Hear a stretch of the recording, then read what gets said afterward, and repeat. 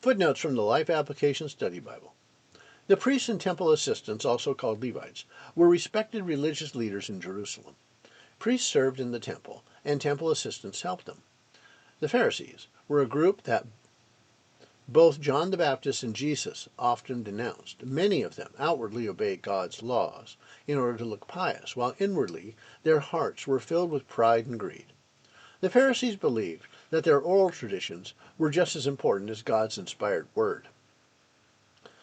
These leaders came to see John the Baptist for several reasons. One, their duty as guardians of the faith included investigating any new teaching or movement. Two, they wanted to find out if John had the credentials of a true prophet. Three, John had quite a following, and it was growing. They were probably jealous and wanted to see why this man was so popular.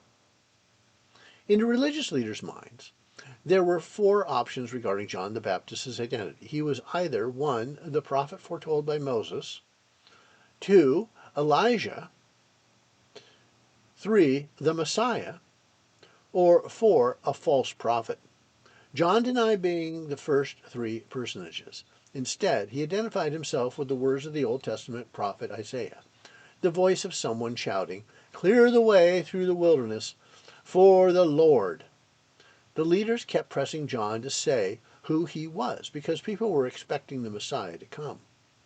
But John emphasized only why he had come, to prepare the way for the Messiah. The Pharisees missed the point. They wanted to know who John was, but John wanted to prepare them to recognize who Jesus was. John was baptizing Jews. The Essenes, a strict monastic sect of Judaism, practiced baptism for purification, but normally only Gentiles would be baptized when they converted to Judaism. When the Pharisees questioned John's authority to baptize, they were asking who gave John the right to treat God's chosen people like Gentiles. John said, "I baptize with water." He was merely helping the people perform a symbolic act of repentance. But soon one would come who would truly forgive sins, something only the Son of God, the Messiah, could do. John the Baptist said he was not even worthy to be Jesus' slave, to perform the humble task of unfastening his sandals.